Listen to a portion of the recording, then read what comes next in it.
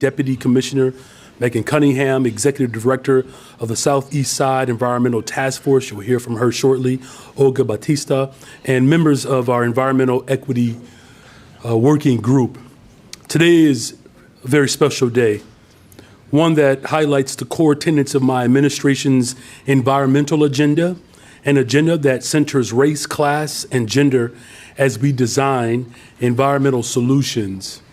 And an agenda that encourages co-governance, partnership, and coordination with leaders and residents who are on the front lines of environmental justice.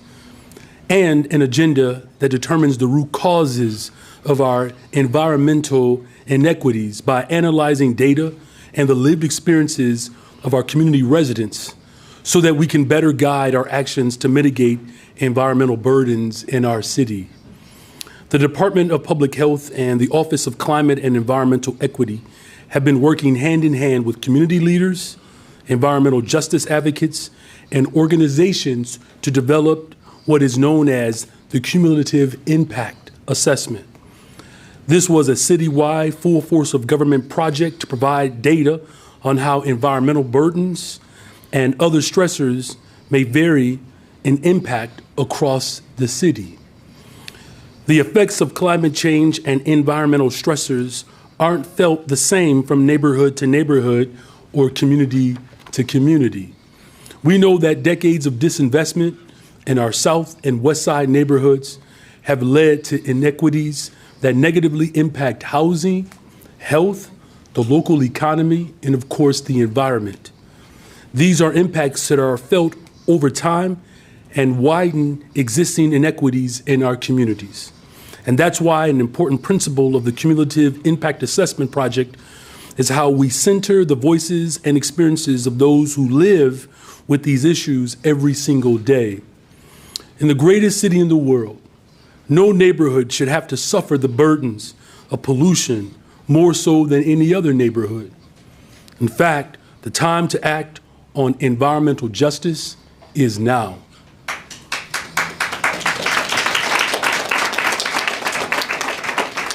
This comprehensive study of the distribution of environmental burdens in our city is the first step of becoming a leader in environmental justice and protecting all of our communities. In a minute, you will hear more details from CDPH as well as the CSO on the details of this report.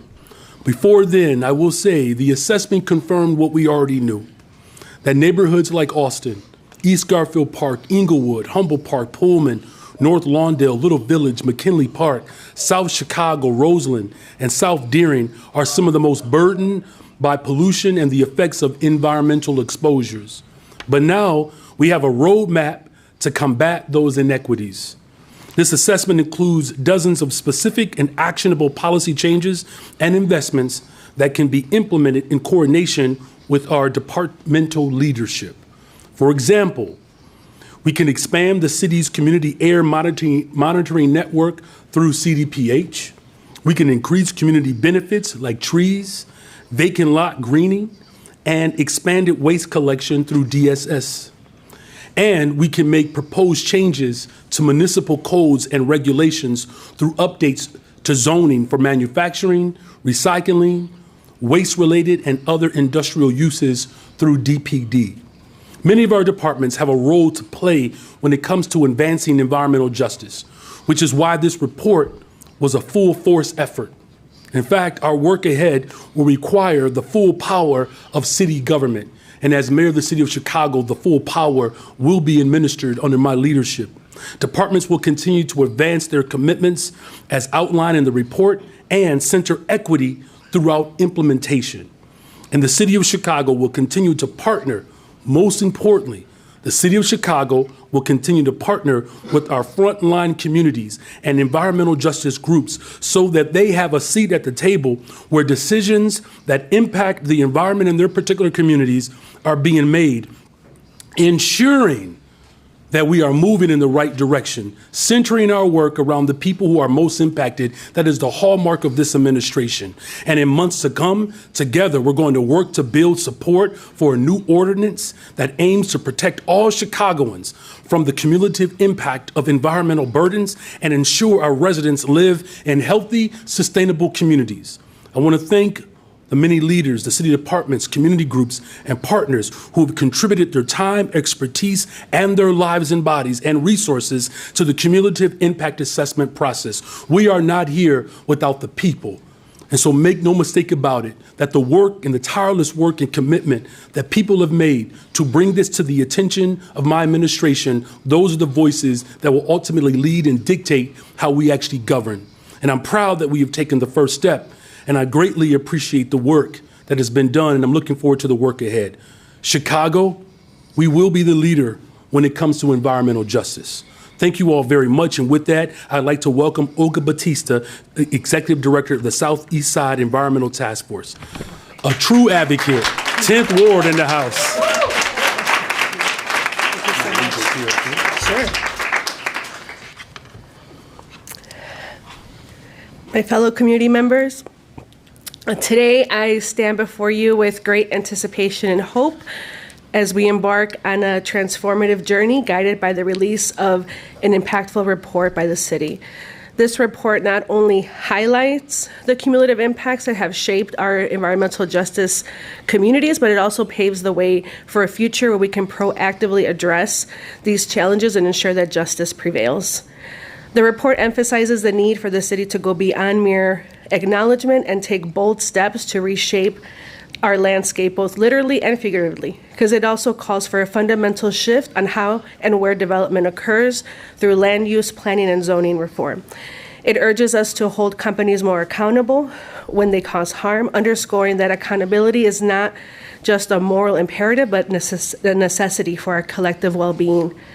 Moreover, the report emphasizes the vital importance of ensuring that the people who reside in environmental justice neighborhoods are direct beneficiaries of local development. It recognizes that equitable growth must be at the heart of our vision for the future. That's why the assessment goes beyond diagnosis.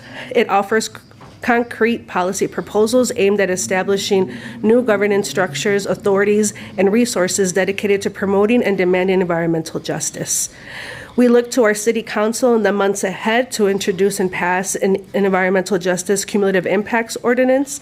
This ordinance will not only enshrine these critical protections in the city law, but also serve as a testament to our collective commitment to change.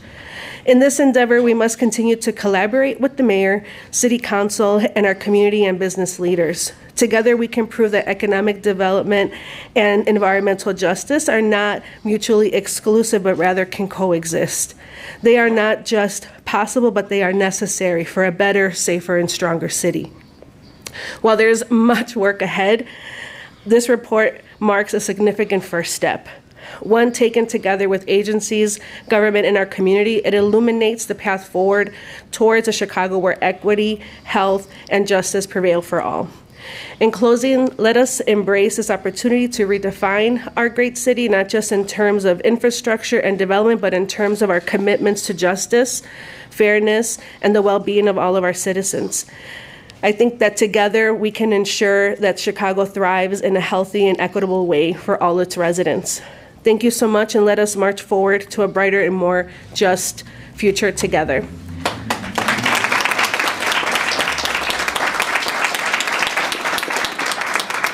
So I have a very short version in Spanish, if that's necessary. Yeah, okay. Hoy, con gran esperanza, presento un informe que marca un cambio hacia la justicia ambiental en nuestra ciudad.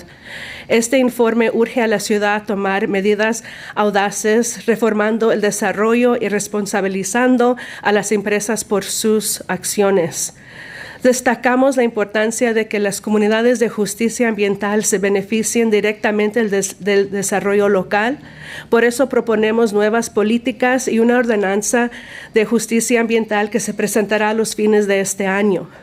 Para lograrlo, trabajaremos en conjunto con líderes y la comunidad. El desarrollo económico y la justicia ambiental no son incompatibles, son esenciales para una ciudad mejor y más segura. Este informe es nuestro primer paso hacia un Chicago más equitativo y saludable para todos. Estamos muy felices por esta oportunidad para redefinir nuestra ciudad en términos de justicia, equidad y bienestar para todos. Gracias y avancemos juntos hacia un futuro más justo y brillante.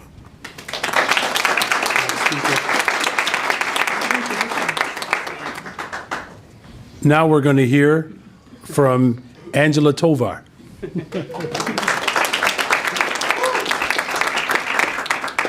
Good afternoon, everyone. Good afternoon. Good afternoon. I'm Angela Tovar. I'm the newly reappointed Chief Sustainability Officer and the Director of the Office of Climate and Environmental Equity. Thank you. Thank you.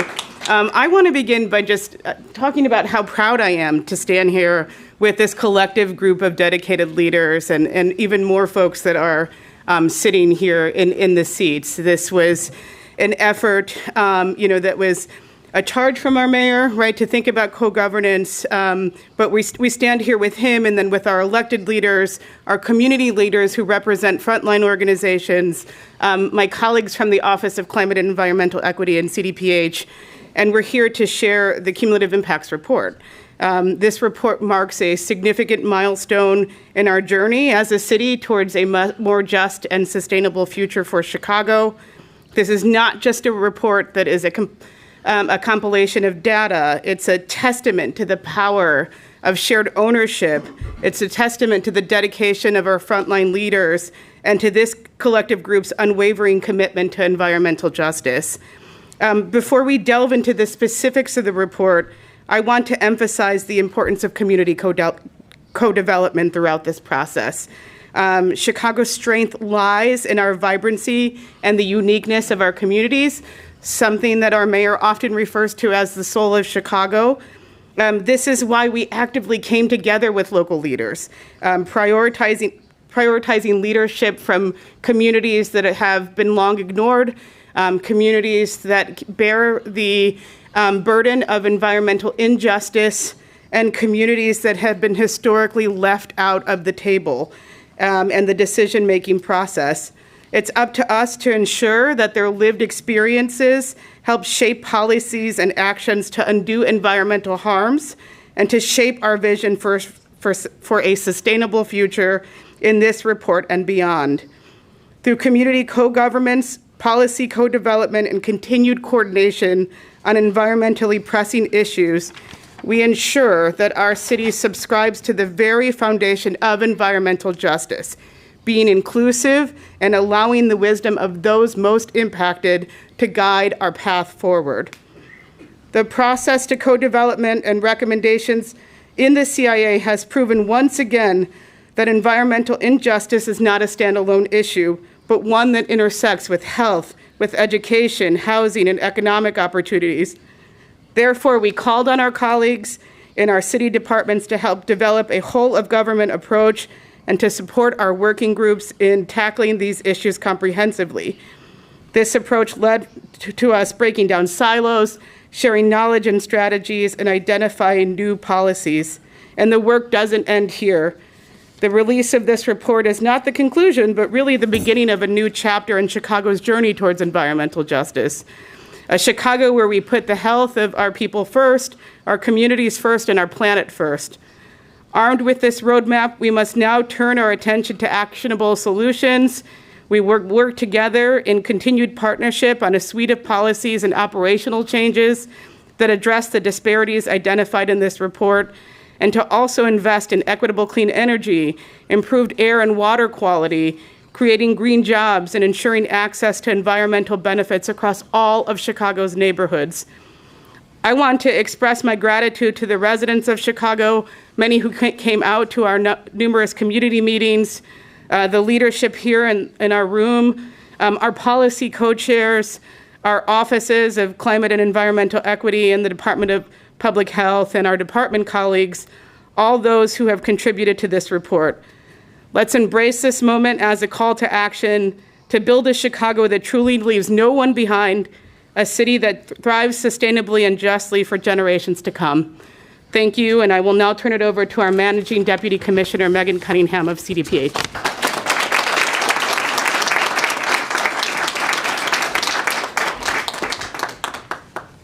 Good afternoon. Good afternoon. Good afternoon. It's an honor to be up here today with so many champions for environmental justice in Chicago to speak a bit about why the cumulative impact assessment is so important from a public health standpoint, the data and methods that we used to create the Chicago EJ Index, and how we hope that these findings will be used to advance health and racial equity in Chicago. So a big part of public health is about changing the conditions of our neighborhoods so that people have access to the resources, opportunities, and environments that they need to live healthy lives. And we know that here in Chicago, on average, there's more than a 10-year gap in life expectancy between Black and white Chicagoans. And fully half of that gap is due to chronic diseases like cancers, heart disease, asthma, and diabetes. Evidence shows there's a strong relationship between pollution exposure and health, from things like dust, to lead, to diesel emissions. Pollution can contribute to people getting sick and exacerbate symptoms for people who are living with chronic illnesses already. People with lower income and those who face barriers to care, like lack of insurance, are especially vulnerable to these effects. So a major aspect of a commitment to health equity means committing to reducing the cumulative impacts in neighborhoods that are experiencing the greatest combined environmental, health, and social stressors.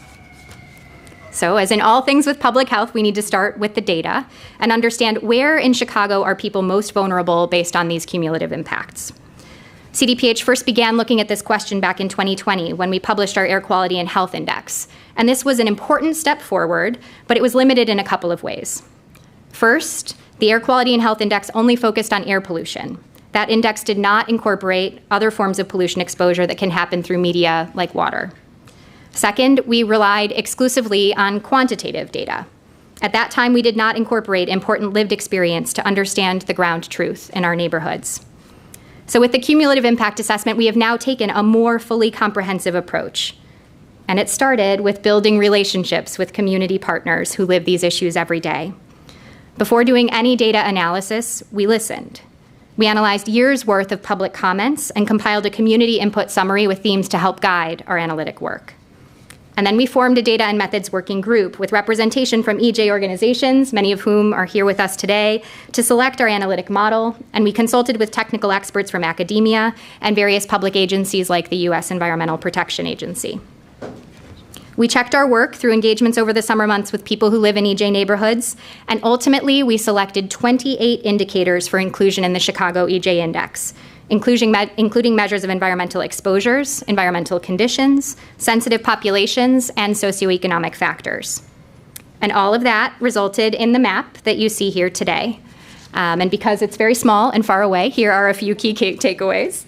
Areas of greatest concern for pollution burden and vulnerability to its effects in the city of Chicago are located on the south and west sides of the city. These are the neighborhoods that are often bisected by major highways, and they have high concentrations of industry. Almost 30% of all Chicago census tracts are designated as EJ neighborhoods, and more than half of all Chicago community areas have at least one census tract within their boundaries that is designated as an EJ neighborhood. CDPH has learned through this process about how important it is to share data more freely and frequently and to meaningfully engage community members in the process. So beyond even those indicators included in the Chicago EJ Index, we also commit to tracking and reporting on many more indicators of interest to community members as part of a publicly accessible data dashboard that is planned for release in early 2024. But as others have said, this cumulative impact assessment isn't data for data's sake. It is data to power action. So now CDPH looks forward to continued collaborations with the Office of Climate and Environmental Equity, city departments, state and federal agencies, community partners, industry leaders, the mayor, our city council members, to continue to wrap our arms around these EJ neighborhoods and protect them from continued harm by mitigating impacts from existing businesses, thinking differently about where, how, and what kind of development is allowed, and making sure that our EJ neighborhoods share in the benefits of Chicago's continued growth. Through this cumulative impact assessment process, we are establishing our city as a national leader in understanding and addressing cumulative impacts in our continued pursuit of better health and environmental justice. This is one more important step towards closing Chicago's racial life expectancy gap and realizing the vision of a healthy Chicago. I thank everyone and hope that our community partners feel the weight and importance of what we have accomplished here together today. Thank you. And I will now invite Executive Director of the Little Village Environmental Justice Organization, Kim Wasserman, to speak.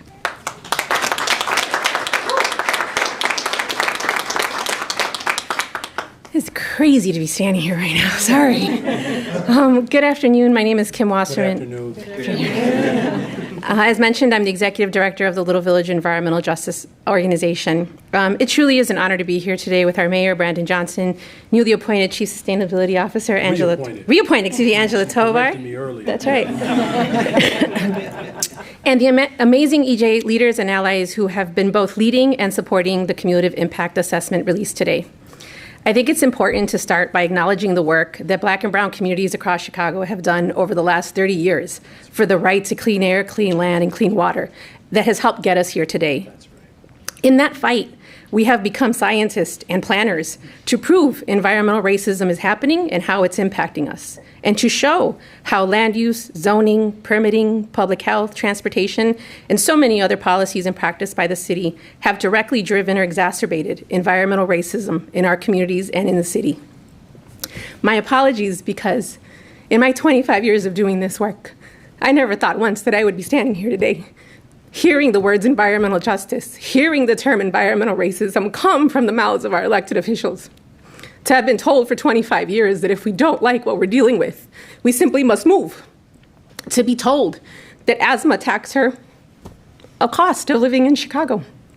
And so to be here today, to see the direct intervention that allows us to document, describe, and then decide what these impacts are in our communities and how to make changes based on the information.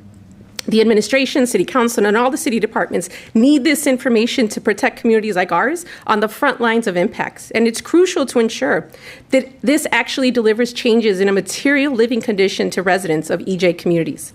The recommendations set forward in this report would help establish new governance structures, authorities, and resources to protect neighborhoods more fully from the cumulative impact of environmental burdens, including co-governance.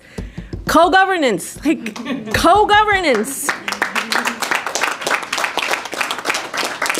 Co-governance of these issues where city staff are responsive to the expertise and experience of community residents. Let me say it again. Responsiveness to the expertise and experience of community residents, the people on the front lines who bear cumulative impacts and who also have ideas and solutions for justice.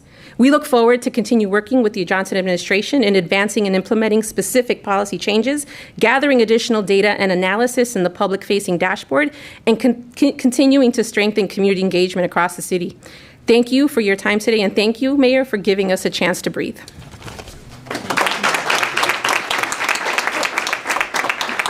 So sorry. It is an honor to welcome Cheryl Johnson, Executive Director for People for Community Recovery.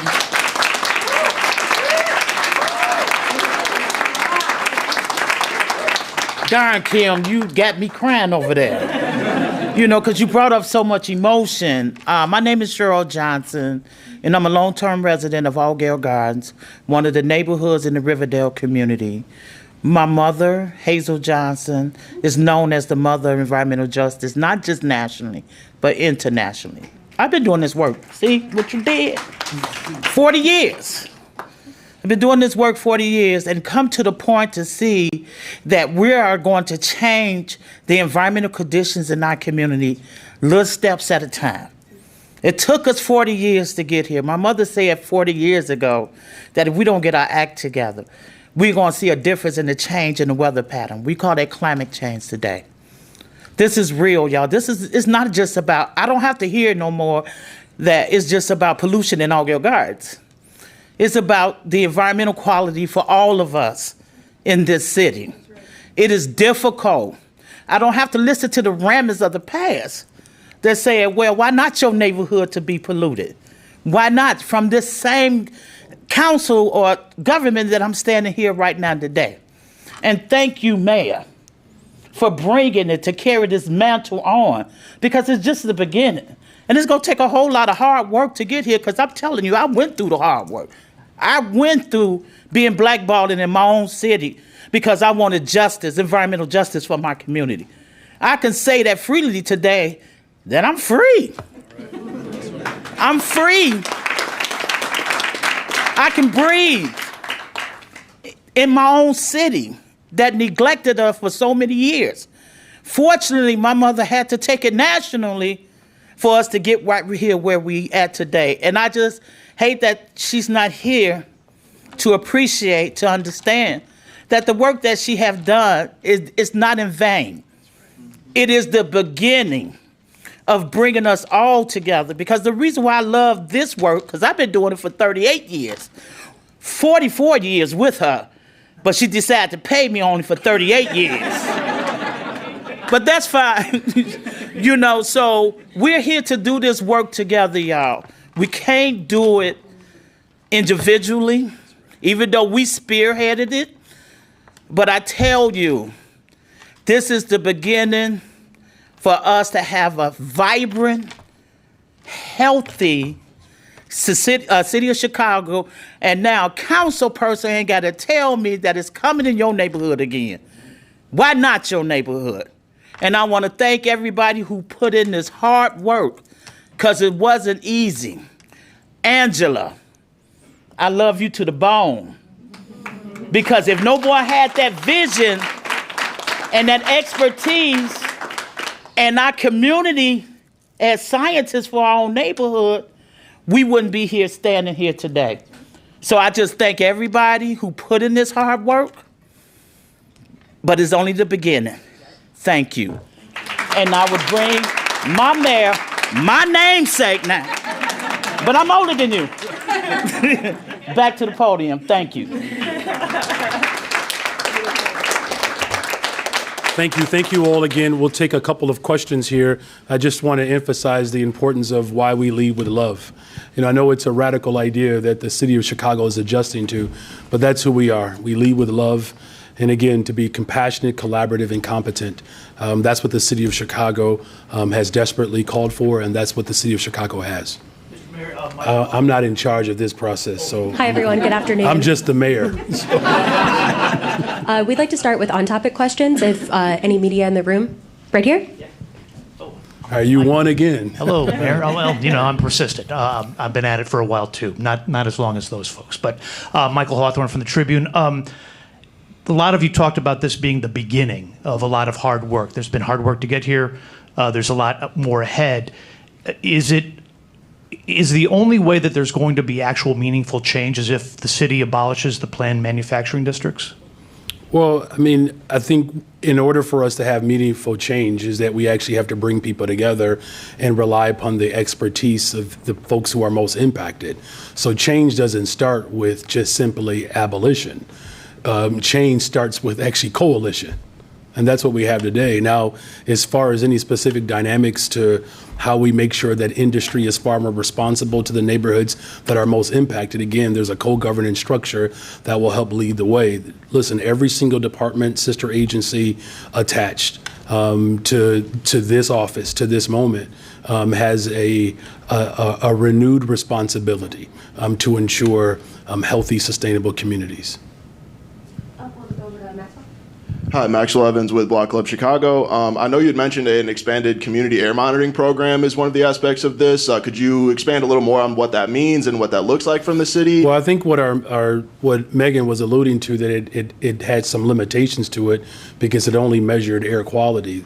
Look, the anecdotal, real lived experiences of people on the ground have to help dictate what's really happening, particularly when it comes to life expectancy. There are a host of environmental dynamics that contribute to the early expiration of Black and brown folks, right? And that's also, as we talked about, making sure that we're attaching our work not just with the healthcare, but with jobs, transportation, how we actually develop buildings and green space.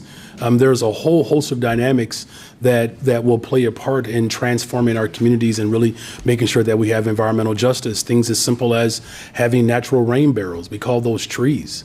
I mean, when you look in the southeast side of Chicago, look in Austin where I live, there's a real dissipation of the very natural aspect of what can create real healthy environments. But it's not just simply about pollution. It's about a whole host of environmental injustice that have caused tremendous harm to Black and brown people. Do we have any other questions related to the announcement?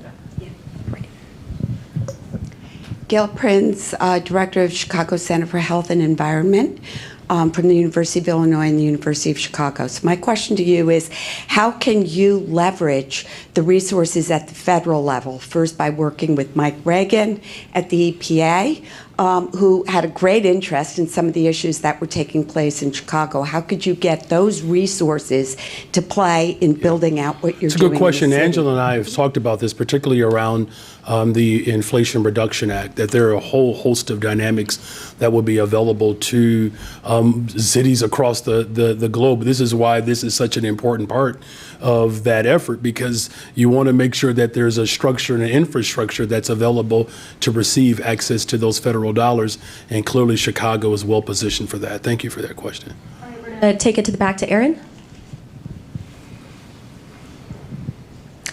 Hi. Hi. So a lot of these recommendations have to do with city departments continuing to collect data on various things and making policy changes, all of which seem like it could be housed under the umbrella of a Department of Environment. Will we see the reintroduction of that standalone department in your budget proposal next month? Well, there's certainly a need for it. I mean, I've made, multiple statements and presentations around it. Here's the first step. Here's what we have the ability to control today. And so that's why I'm acting today of the reappointment of Angela Tovar. Now, the opportunity for it to grow and to have more resources, I think someone already alluded to that.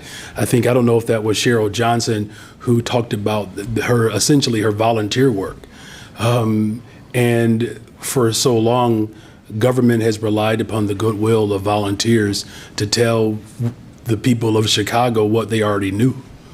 And so having a department that highlights and lifts up the expertise of individuals, it is not off the table. I can't speak to whether or not it'll be instituted in this particular budget, but it is something that I believe that over time we can grow towards. All right, we'll go back to Craig Dellamore. Hello, Mayor. Hey, Craig, what news outlet are you with? With WBBM Radio. Thank you for that opportunity. But since so many of the people who've been interested in this, so many of the people in the front of the room have been fighting for this and waiting for this for so many years. I mean, my file on environmental justice goes back about 25 years. How long will it be before the people in the neighborhoods can see the road that this roadmap is leading to, because they've been waiting for just this kind of thing? Yeah, that's a fair question. I appreciate it. Look, we're moving with expediency. The time to act is now. That's why, Alderwoman Hatton is with me today. There is a number of, and Ms. Johnson articulated it to this point as well, the number of elected officials that are committed to moving with expediency for environmental justice, as we did with the reality of climate change. There's a tremendous amount of support on City Council. Now, there's still work to be done, I think, to the point that you're getting at. Sometimes I do wish we can move faster. I do. There are elements and dynamics of co-governance that's also a new frame that the city of Chicago is not accustomed to. And so part of my responsibility is to make sure that we're collaborating, bringing people together, but creating enough space and time for the experts to actually be able to speak to and provide pathways for us to actually implement and really institutionalize the dynamics that will ultimately lead to a more just environment. So, I mean, I wish I could put an absolute timeline on it, but what I can say is there's no one in this space or centered around environmental justice. No one is taking a time out. No one is taking a break. No one is taking vacation time. I know I'm not. Well, maybe somebody taking vacation time, but no one is taking time off because it's just that important. Thank you for that question, Craig. Do you have any other on-topic questions? Craig? Hello, Mayor. Hey. Craig Wall, not with BBM Radio, ABC 7. obviously, it seems like this is flipping the tables a little bit to better protect communities and put more onus on businesses.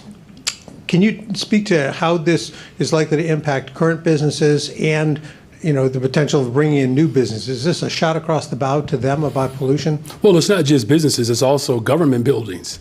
I mean, the last I checked, many of our publicly owned buildings are not necessarily retrofitted for environmental justice either, right? Many of you all know the work that I did before I was an elected official. And we have public buildings that need significant upgrade. They do. In terms of how this impacts industry moving forward, it's a real opportunity. Quite frankly, that the development that gets to take place in the city of Chicago, it gets to be environmentally sound and friendly. Why would anyone be opposed to black people living longer? Why would anyone be opposed to a brown person being able to breathe clean air?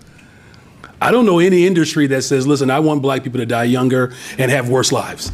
No one is, at least they're not telling me that. So this is not a shot. This is an opportunity. 100 years from now, the generation that will be in this room one day have to be able to look back at this moment and say, we were the generation that responded equitably and just so that people can breathe, have clean water, have a good paying job that's associated with environmental justice. This is an opportunity to grow Chicago. A couple off-topic questions. We'll start in the back with Heather. Hi, Mayor. Hi, Heather. How are you? Terrific. Thank you. WTTW. I reported today that the city has had a system that was ready to be rolled out for the last 2.5 years that could alert CPD brass when officers have been the subject of multiple misconduct complaints or lawsuits. How high a priority is it to you to put that system in place, which is, in fact, required by the consent decree, and why has it taken so long? Well, there are a number of things that have taken long over time, historically. I can't speak to, previous administrations and why there was a more snail or turtle approach towards all forms of governance. As just been indicated, people have been working on environmental justice longer than I've been alive. And I don't mean that as a dig. I try to take care of my skin to look young every day, but the consent decree, as I said while I was campaigning, that's top priority for me. Constitutional policing and making sure that we are restoring trust and confidence. Restoring trust and confidence to the people of Chicago. As far as this particular dynamic within the consent decree, I've looked at all of them. I appreciate the reporting, and we're moving with expediency, working with our community partners, also working with the leadership within the police department to move with some more hurriedness to make sure that the people of Chicago know that we take the consent decree seriously. But thank you for that reporting. Hi, Mayor. Timon Bradley, WGN TV. Hey.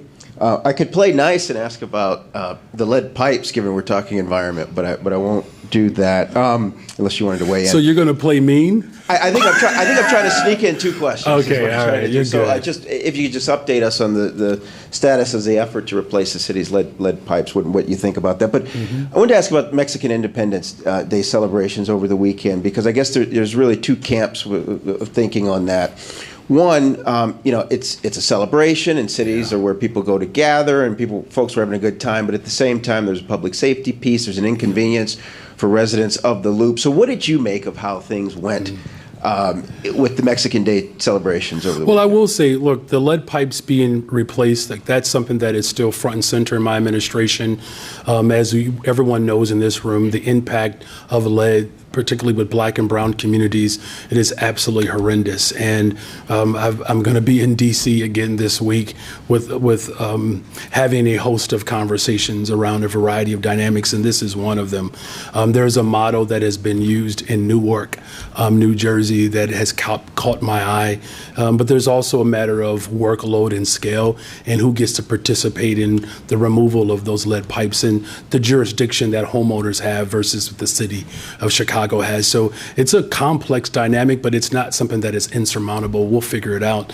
As far as Mexican Independence Day, first of all, what an amazing celebration. I mean, red, white, and green, the flags, the culture, the outfits, the creativity, the vibrancy that Mexican Americans bring to the city of Chicago and really around the globe. It is just remarkable. The sights, the photos, the parades, what a beautiful display of culture. But you've made a very, very pointed point here around what my ultimate responsibility is. And that is to make sure that we are creating safe spaces for the people of Chicago. And the balance is we celebrate culture and making sure that our first responders have access to hospitals and clinics and all of the type of movement that takes place day to day, whether there's a celebration going on or not. I have a responsibility to ensure that people who are experiencing health crises or any emergency, that we have the ability to do that. Now, as far as how we can make it better, there are some ideas that are already rushing in. Trust me, I didn't realize how many people have my cell phone number, and people have strong recommendations. But again, the beauty of the city of Chicago is really our diversity, and it was an incredible display of Mexican independence, which is really a remarkable testament to liberation across the diaspora. Thank you. Go to Mary Ann for the last question. Thank you, Mayor. You're cash welcome. bail. Your thoughts on cash bail? I saw your tweet earlier today, or X, whatever you want to call it. What would you say, though, to those who are concerned and worried that it will lead to making the city less safe? Yeah, well, let me just congratulate the General Assembly for being a model for justice. I've said this a couple of times. I think it's worth repeating that there has been a particular formation that has been in place for a very long time that has not led to safer communities. And what has been very clear is that arresting and incarceration doesn't lead to automatic safety. There's just no data that proves that. As you're hearing today, we are very much data driven. And so I do know that there are individuals that have concerns about this particular piece of legislation and what this law means. What it really means is that people will not be held against their will because they don't have the ability to pay for bail. Individuals who, make decisions based upon survival, and sometimes that's someone who is caught shoplifting. Now, keep in mind that there is still autonomy that exists within the judicial branch. This is just not a free fall, right? And so I think it's incumbent upon all of us to understand the sophistication behind this new law and not be subject to a puerile response. We have to actually have some level of maturation to understand what the impetus behind this particular piece of legislation has been.